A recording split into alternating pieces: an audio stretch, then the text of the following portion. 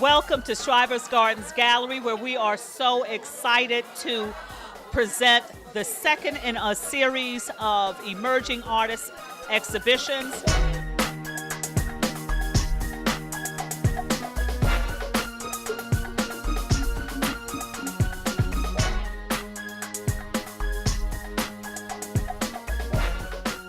Welcome to Shriver's Gardens Gallery, where we are so excited to present the second in a series of emerging artists exhibitions. We are here at eMerge 2, Melvin Van Peebles and Artists on the Cusp. Last year it was Danny Simmons that was anchoring the exhibition.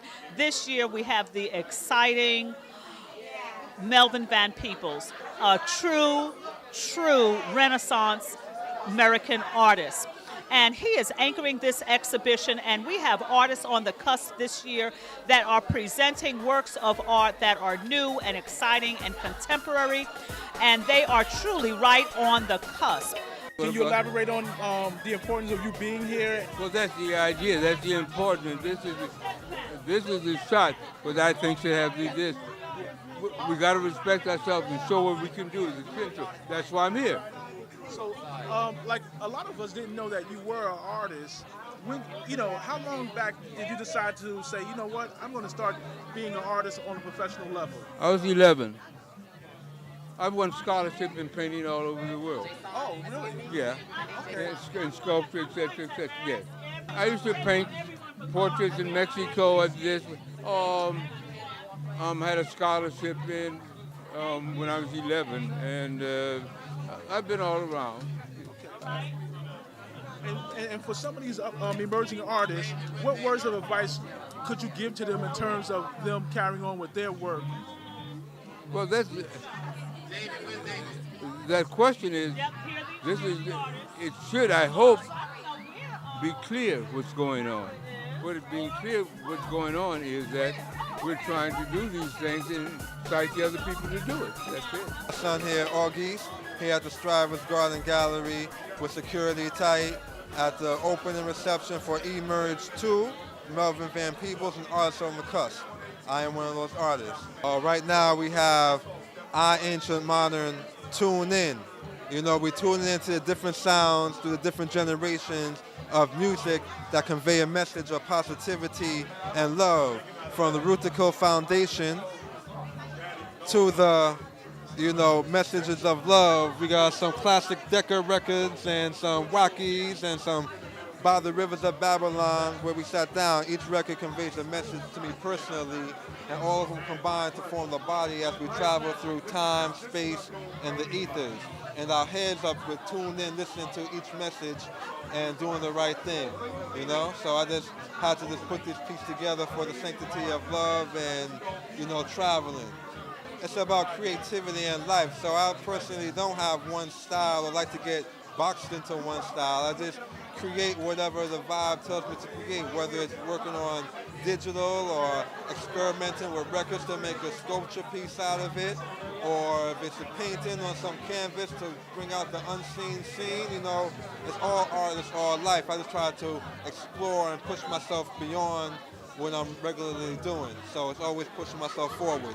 Fourth time, I believe, actually working with Solio. He's a very good, positive brother, helping artists in the community get exposure, get positive light, bringing the arts, more so to everybody, like we all do, just expanding out, expanding forward. Well, thank you very much. You're welcome, brother. And thank you very much at HarlemTalkRadio.com for all the work that you do and all the positivity that you always bring throughout the years, and keep up the good work and all the good vibes. This is my piece right here.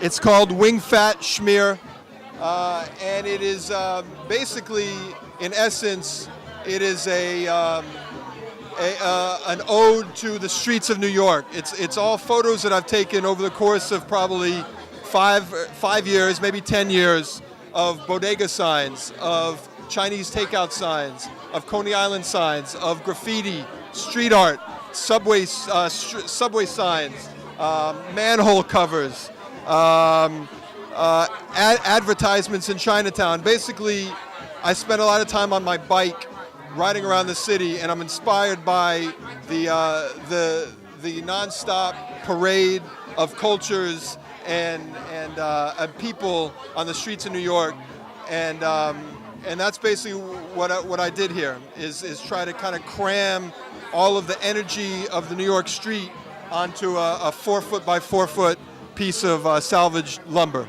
For a while I was just, like I said, on my bike a lot, taking pictures, didn't really know what to do with the photos, and originally I was going to do a poster called like the Bodegas of Brooklyn, kind of inspired by a poster I saw called the Pubs of Ireland, and I wasn't able to do that. To be honest, my photos weren't of high quality enough because I'm not a trained photographer, so I decided to kind of zoom in on my photos and not treat them as actual photography, but treat them as almost samples to a larger piece of work, the way like a hip-hop producer would create a beat out of multiple songs. That's kind of what I do with these little kernels of photography that I take around the city.